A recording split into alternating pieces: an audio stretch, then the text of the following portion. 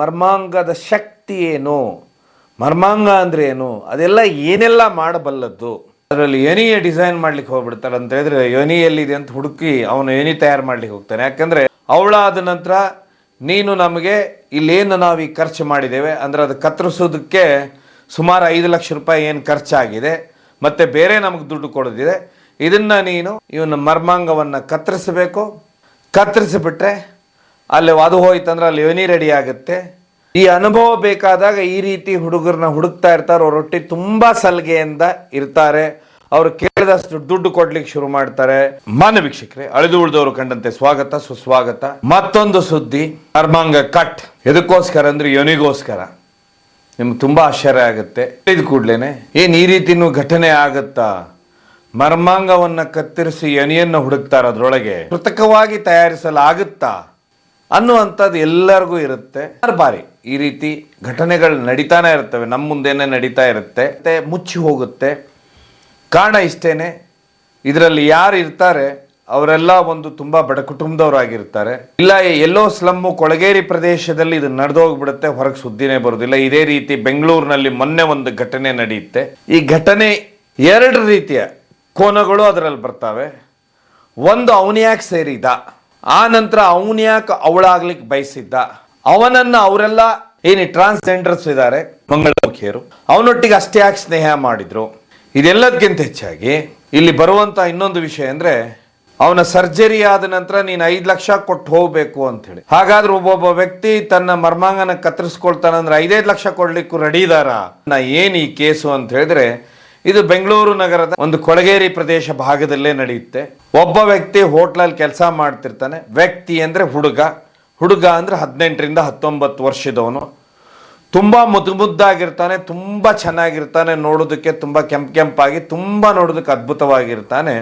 ಹೋಟ್ಲಲ್ಲಿ ಕೆಲಸ ಮಾಡ್ತಿರ್ತಾನೆ. ಅಲ್ಲಿ ಹೋಟೆಲಿಗೆ ಬರುವಂತ ಏನು ಈ ಟ್ರಾನ್ಸ್ಜೆಂಡರ್ಸ್ ಇರ್ತಾರೆ, ಇವರೊಟ್ಟಿಗೆ ಅವನ ಪರಿಚಯ ಆಗುತ್ತೆ ಅಂತ ಹೇಳಿದ್ರೆ, ಇವ್ರು ಹೆಚ್ಚಾಗಿ ಏನ್ ಮಾಡ್ತಾರೆ ಅಂತ ಹೇಳಿದ್ರೆ, ಸುಮಾರು ಎಕ್ಸ್ಪರ್ಟ್ಸ್ ಹೇಳೋ ಪ್ರಕಾರ ಮಂಗಳಮುಖಿಯರು ತುಂಬಾ ಯಂಗ್ ಹುಡುಗರ್ನ ಅಂತ ಹೇಳಿದ್ರೆ ತಮ್ಮ ವೃತ್ತಿಯಲ್ಲಿ ಮುಂದೆ ಇವನೇನಾದ್ರೂ ಭಾಗಿಯಾಗ್ತಾನ, ನಮ್ಮ ಜೋಡಿ ಇರಬಹುದ, ಇವನು ನಮ್ಮ ಸ್ನೇಹವನ್ನ ಇವನು ಬೆಳೆಸ್ತಾನ ಅನ್ನುವಂಥದ್ದೊಂದು ಅವ್ರಿಗೆ ಇರುತ್ತೆ ತಲೆಯಲ್ಲಿ.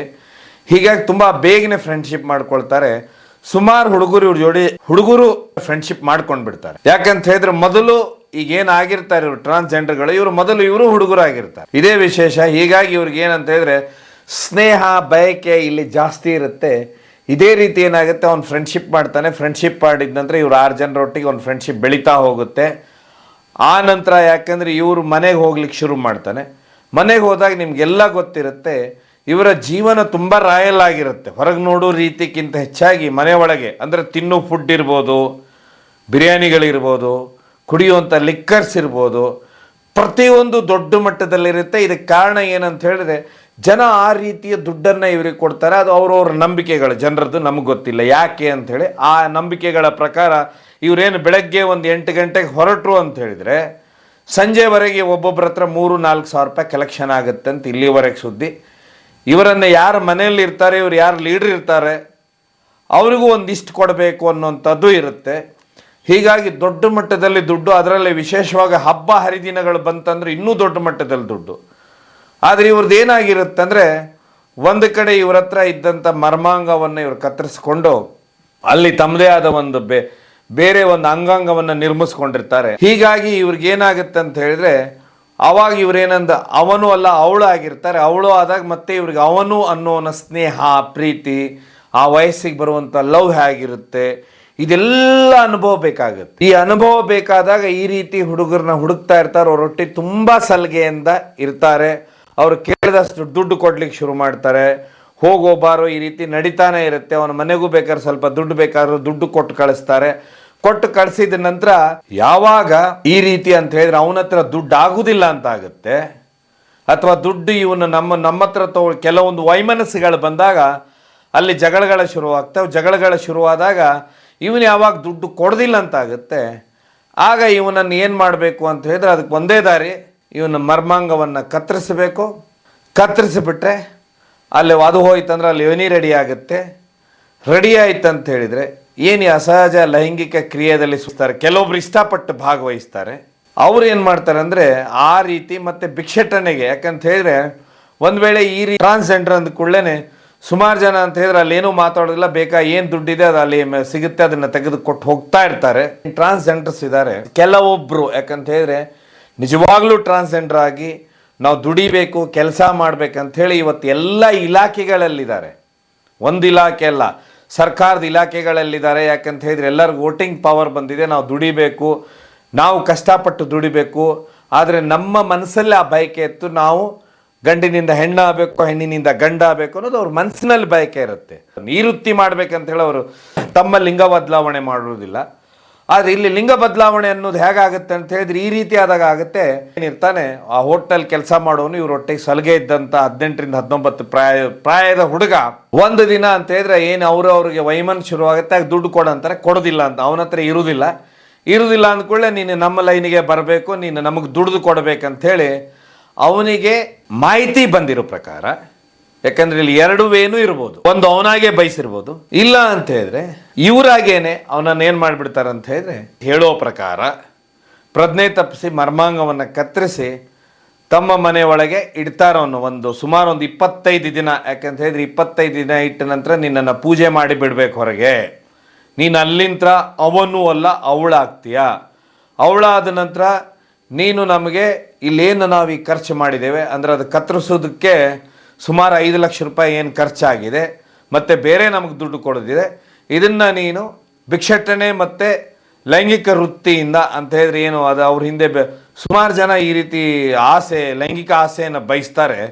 ಅವ್ರಿಗೋಸ್ಕರ ನೀನು ತೃಪ್ತಿಪಡಿಸಿ ನಮ್ಮ ದುಡ್ಡನ್ನು ನಮ್ಗೆ ವಾಪಸ್ ಕೊಡಬೇಕು ಅನ್ನುವಂಥದ್ದು ಇಲ್ಲಿವರೆಗೆ ಬಂದಿರುವಂಥದ್ದು ಪತ್ರಿಕೆಯಲ್ಲಿ ಹಾಗೂ ಠಾಣಾ ವ್ಯಾಪ್ತಿಯಲ್ಲಿ ಬಂದಿರುವಂಥ ಸುದ್ದಿ. ಆಗ ಅವನೇನು ಮಾಡ್ತಾನೆ ಅಂದರೆ, ಮೊದಲು ಏನಾಗುತ್ತೆ ಅಂದರೆ ಎಲ್ಲಿವರೆಗೆ ಅವನಿಗೆ ಇತ್ತೋ ಮನಸ್ಸು ಇಲ್ವೋ ಅದು ಬೇರೆ, ಈಗ ಅವ್ರು ಹೇಳೋ ರೀತಿ ಬೇರೆ ಇರ್ಬೋದು, ಅದು ಬೇರೆ ವಿಷಯ. ಒಂದು ಸರಿ ಕತ್ತರಿಸ್ಕೊಂಡು ಅದು ಕಟ್ಟಾಯ್ತಂದರೆ ಆ ಭಾಗ ನೋಡ್ದ ಮನುಷ್ಯನಿಗೆ ಹುಚ್ಚಿಡಿದು ಬಿಡುತ್ತೆ.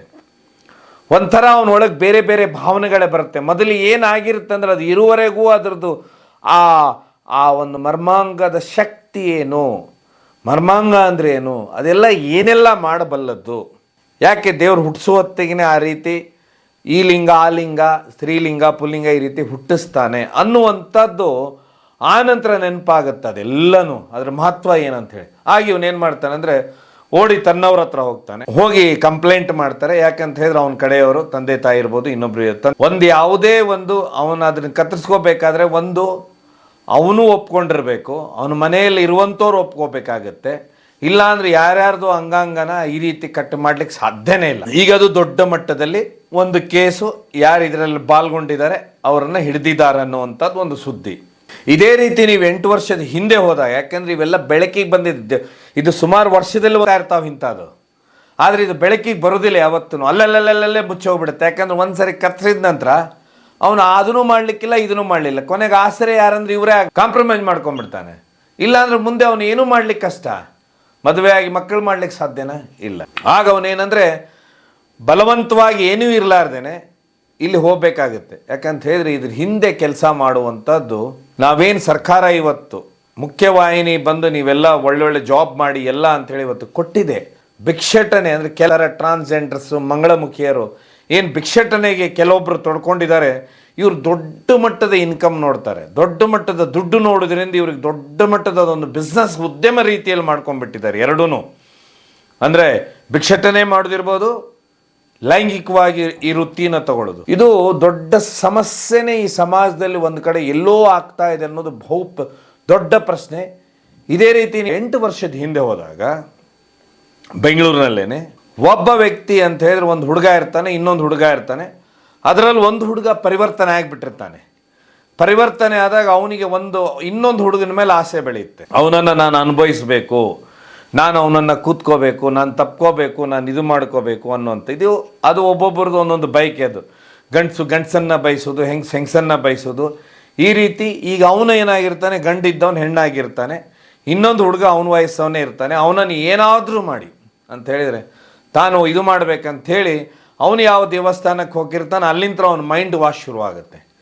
ಮೈಂಡ್ ವಾಶ್ ಶುರುವಾದ ನಂತರ ಅವನದ್ದು ಸೇಮ್ ಏನಂತ ಹೇಳಿದ್ರೆ ಇದೇ ರೀತಿ ಅವನ ಮರ್ಮಾಂಗ ಕತ್ತರಿಸಿ ಅದರಲ್ಲಿ ಯೋನಿಯ ಡಿಸೈನ್ ಮಾಡ್ಲಿಕ್ಕೆ ಹೋಗ್ಬಿಡ್ತಾರೆ. ಅಂತ ಹೇಳಿದ್ರೆ ಯೋನಿ ಎಲ್ಲಿದೆ ಅಂತ ಹುಡುಕಿ ಅವನು ಯೋನಿ ತಯಾರು ಮಾಡ್ಲಿಕ್ಕೆ ಹೋಗ್ತಾನೆ. ಯಾಕಂದ್ರೆ ಆ ಬಯಕೆ ಅವನ ಸ್ನೇಹಿತನಿಗಿರುತ್ತೆ, ನಾನು ಇವನೊಟ್ಟಿಗೆ ಅದೆಲ್ಲ ನನ್ನ ಇದನ್ನೆಲ್ಲ ನಾನು ತೀರಿಸ್ಕೋಬೇಕು, ಅವನೊಟ್ಟಿಗೆ ನಾನು ಮಲಗಬೇಕು, ಏಳಬೇಕು.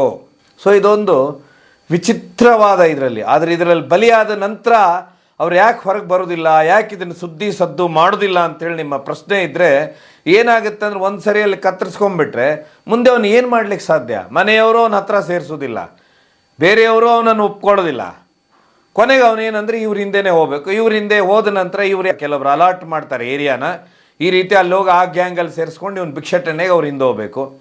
ಅವ್ರು ಹೇಳಿದಂಥ ಆ್ಯಕ್ಷನ್ಗಳನ್ನ ಮಾಡಬೇಕು. ಮಾಡಿದ ನಂತರ ಏನು ದುಡ್ಡು ಪ್ರತಿ ದಿವಸ ಗಳಿಕೆ ಆಗುತ್ತೆ, ಅದರಲ್ಲಿ ಅಲ್ಲಿ ಯಾರು ಅವ್ರು ಬಾಸ್ ಇರ್ತಾರೆ, ಅಲ್ಲಿ ಮೇನ್ ಬಾಸ್ ಅವ್ರಿಗೆ ದುಡ್ಡು ಕೊಡಬೇಕು ಮತ್ತು ಅಲ್ಲೇ ಇರಬೇಕು. ಅಲ್ಲಿದ್ದ ನಂತರ ಮತ್ತೆ ಅವನಿಗೆ ಬೇಕಲ್ಲ ಅವನಿಗೊಂದು ಆಸರೆ ಬೇಕಾಗುತ್ತೆ, ಒಂದು ಗಂಡಸಿಂದು. ಯಾಕಂತ ಹೇಳಿದ್ರೆ ಈಗ ಮತ್ತೆ ಅವನು ಇಲ್ಲಿ ಹೆಣ್ಣಾಗಿ ಪರಿವರ್ತನೆಗೊಂಡ ನಂತರ ಒಬ್ಬ ಗಂಡು ಬೇಕಲ್ಲ, ಆ ಗಂಡು ಇವ್ರಿಗೆ ಏನಾಗುತ್ತೆ ಅಂತ ಹೇಳಿದ್ರೆ ಯಾವನೊಬ್ಬನ ಹುಡುಕ್ತಾರೆ ಇದೇ ರೀತಿ ಇರೋನ್ನ. ಹುಡುಕಿದಾಗ ಅವನೇನು ಮಾಡ್ತಾರೆ, ಅವನಿಗೆ ಏನು ಕುಡಿಯೋದಕ್ಕೂ ಕೊಡ್ತಾರೆ, ಬಿರಿಯಾನಿನೂ ತಿನ್ನಿಸ್ತಾರೆ ಡೈಲಿ. ಅವನು ಇಷ್ಟು ಮಾಡಿಬಿಡ್ತಾರೆ ಅಂದರೆ ಅಲ್ಲಿ ಇದ್ದಂಥ ಒಂದು 10 ಜನ ಇವರಿದ್ದರೆ ಅದರಲ್ಲೂ ಕಾಂಪಿಟೇಷನ್ನೇ ಬೆಳೆಸ್ಕೊಂಡ್ಬಿಡ್ತಾರೆ. ಅವನೊಟ್ಟಿಗೆ ನಾನು ಇರಬೇಕು ಅನ್ನೋದು. ಅವನು ತಿಂದು ಫುಲ್ಲು ಕುಡಿಲಿಕ್ಕೆ, ಯಾಕಂದ್ರೆ ಬೇರೆ ಉದ್ಯೋಗನೇ ಇರೋದಿಲ್ಲ, ಬರೀ ಕುಡಿಯೋದು ತಿನ್ನೋದು ಇವರೊಟ್ಟಿಗಿರೋದು. ಈ ಕೆಲಸ ಮಾಡ್ತಾ ಏನಾಗ್ಬಿಡ್ತಾನೆ 4-5 ವರ್ಷದಲ್ಲಿ ದೊಡ್ಡ ಕುಡುಕನೇ ಆಗಿಬಿಡ್ತಾನೆ.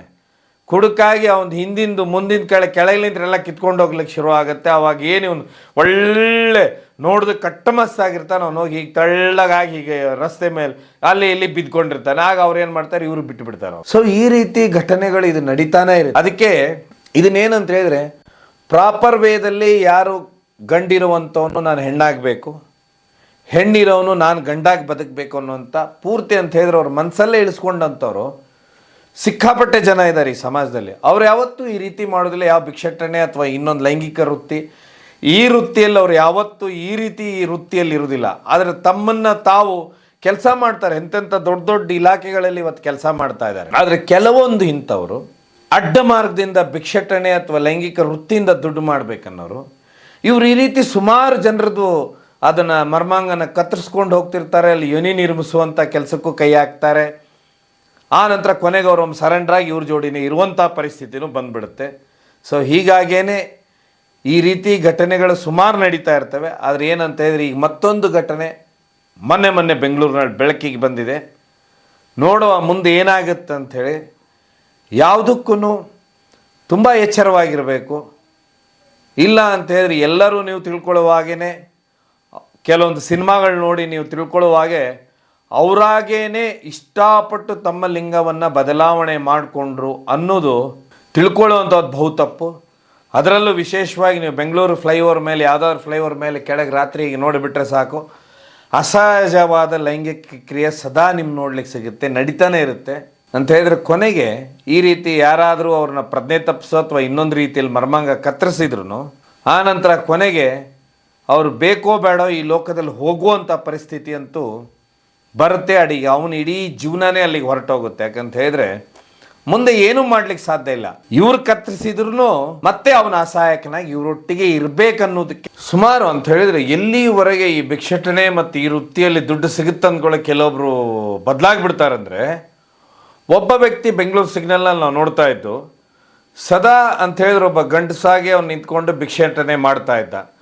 ಯಾವಾಗ ಅವನಿಗೆ ಸುಮಾರು ಜನ ಕೊಡ್ತಾ ಇರಲಿಲ್ಲ, ದುಡ್ಡೇ ಕೊಡ್ತಾ ಇರಲಿಲ್ಲ ಅಂದ ಕೂಡಲೇ ನೋಡ್ತಾ ಇದ್ದಾಗ ಒಂದು ದಿವಸ ನೋಡ್ತೇವೆ ನಾವು, ಅವನು ಸಾರಿಗಿರಿ ಹಾಕ್ಕೊಂಡು ಜೋರಾಗಿ ಕೂದಲುಗಿಲ್ಲೆಲ್ಲ ಉದ್ದ ಬಿಟ್ಟು ಪೂರ್ತಿ ಹೆಣ್ಣಾಗಿ ಪರಿವರ್ತನೆಗೊಂಡು ಭಿಕ್ಷಟನೆ ನಿಂತ್ಕೊಂಡ್ಬಿಟ್ಟಿದ್ದಾನೆ. ಅದ್ರ ಮಧ್ಯೆ ಒಂದು ದೊಡ್ಡ ಗಲಾಟೆನೇ ಆಗುತ್ತೆ. ಅಂತ ಹೇಳಿದ್ರೆ ಈ ವ್ಯಕ್ತಿ ಮೇಲೆ ಏನು ಇವನು ಗಂಡಸಾಗಿ ಭಿಕ್ಷೆ ಬೇಡ್ತಾ ಇರ್ತಾನೆ, ಆಗ ಇವ್ರ ಥರನೇ ಕೆಲವೊಂದು ಏನು ಇವರು ಯಾವ ರೀತಿ ಕೈಗಳನ್ನು ಬಳಸ್ತಾರೆ ಆ ರೀತಿ ಬಳಸ್ಕೊಂಡು ಇವನು ಏನು ಮಾಡ್ತಿರ್ತಾನೆ ಅಂದರೆ ಸಿಗ್ನಲ್ಗಳಲ್ಲಿ ಭಿಕ್ಷಟನೆ ಮಾಡ್ತಾ ಇರ್ತಾನೆ. ಇದನ್ನ ನೋಡಿದಂಥವ್ರು ಇವ್ರು ಏನು ಮಾಡ್ತಾರೆ ಅಂದರೆ ಈ ಟ್ರಾನ್ಸ್ಜೆಂಡರ್ಸ್ ಏನಿರ್ತಾರೆ ಇವ್ರ ಗ್ಯಾಂಗ್ ಏನಿರ್ತಾರೆ, ಯಾಕಂದ್ರೆ ಇವ್ರು ಏರಿಯಾ ಮೊದಲೇ ಹಂಚ್ಕೊಂಡು ಬಿಟ್ಟಿರ್ತಾರೆ. ಇವ್ರೇನು ಮಾಡ್ತಾರೆ ಅಂದ್ರೆ ಅವನ ಮೇಲೆ ಭೀಕರವಾಗಿ ದಾಳಿ ಮಾಡಿಬಿಡ್ತಾರೆ. ದಾಳಿ ಮಾಡಿದ ನಂತರ ಆ ವ್ಯಕ್ತಿ ಏನು ಮಾಡಿಬಿಡ್ತಾನೆ ಅಂತ ಹೇಳಿದ್ರೆ ಇವ್ರ ಥರನೇ ಅವನು ಪರಿವರ್ತನೆ ಆಗಿ ಸೀರೆ ಗೀರೆ ಹಾಕೊಂಡು ನಿಂತ್ಕೊಂಡ್ಬಿಡ್ತಾನೆ. ಆಗ ಅವನು ಕಲೆಕ್ಷನ್ ಜೋರಾಗಿ ಆಗುತ್ತೆ. ಅವನು ಅದೇ ಏರಿಯಾನೇ ತಾನು ಇಟ್ಕೊಳ್ತಾನೆ. ಈಗ ಇದೊಂದು ಪರಿವರ್ತನೆ ಅನ್ನೋದು ಮಾಡುವಂಥ ದೊಡ್ಡ ಒಂದು ಟೀಮೇ ಇದೆ. ಈ ರೀತಿ ಭಿಕ್ಷಾಟನೆಗೆ ಮತ್ತು ಲೈಂಗಿಕ ವೃತ್ತಿಗೆ ಬಳಸ್ಕೋಬೇಕು ಅನ್ನೋಂಥದ್ದು ಒಂದು ಟೀಮೇ ಇದೆ ಅನ್ನೋದಕ್ಕೆ ಇಲ್ಲಿ ಸ್ಪಷ್ಟವಾಗಿ ಕೆಲವೊಂದು ಉದಾಹರಣೆಗಳು ಕಾಣ್ತವೆ. ಅದೇ ವಿಚಿತ್ರ, ಅದೇ ವಿಶೇಷ. ನೋಡುವ ಮತ್ತೇನಾಗುತ್ತೆ, ಕೆಲವೊಬ್ರಿಗೆ ಏನಂತ ಹೇಳಿದ್ರೆ ಇವ್ರ ಜೋಡಿ ಮಲಗಬೇಕು, ಇವ್ರ ಜೋಡಿ ನಾವೇನೇನೋ ಮಾಡಬೇಕು ಅನ್ನುವಂಥ ಸುಮಾರು ಆಸೆಗಳು ಇಟ್ಕೊಂಡ್ಬಿಟ್ಟಿರ್ತಾರೆ. ಅಸಹಜ ಲೈಂಗಿಕ ಕ್ರಿಯೆಗಳಲ್ಲಿ ನಾವು ತೊಡ್ಕೊಳ್ಬೇಕು, ಬೇರೆಯವರು ಇದಕ್ಕೆ ಯಾರು ಕೋಆಪ್ರೇಷನ್ ಮಾಡೋದಿಲ್ಲ, ಇವರಾದ್ರೆ ಎಲ್ಲದಕ್ಕೂ ಒಪ್ಕೊಳ್ತಾರೆ ಅನ್ನುವಂಥ ಹುಚ್ಚೇನಿದೆ ಮನುಷ್ಯನ ಎಲ್ಲಿಂದ ಎಲ್ಲಿಗೂ ತಗೊಂಡು ಹೋಗುತ್ತೆ ಅನ್ನೋದಕ್ಕೆ ಇದೇ ಒಂದು ಕಾರಣ. ಈ ರೀತಿ ಮನುಷ್ಯನ ನಂಬಿಕೆಗಳನ್ನೇ ಬಳಸ್ಕೊಂಡು ಕೆಲವೊಬ್ರು ದುಡ್ಡು ಮಾಡುವಂತ, ಕೆಲವೊಬ್ರು ದೊಡ್ಡ ಮಟ್ಟದಲ್ಲಿ ಮಾಡ್ತಾ ಇರೋದಕ್ಕೂ ಇದು ಒಂದು ಸ್ಪಷ್ಟವಾದ ಉದಾಹರಣೆ ಅಂತ ಹೇಳ್ತಾ ಕಾರ್ಯಕ್ರಮ ಮುಗಿಸ್ತೇನೆ. ಧನ್ಯವಾದ.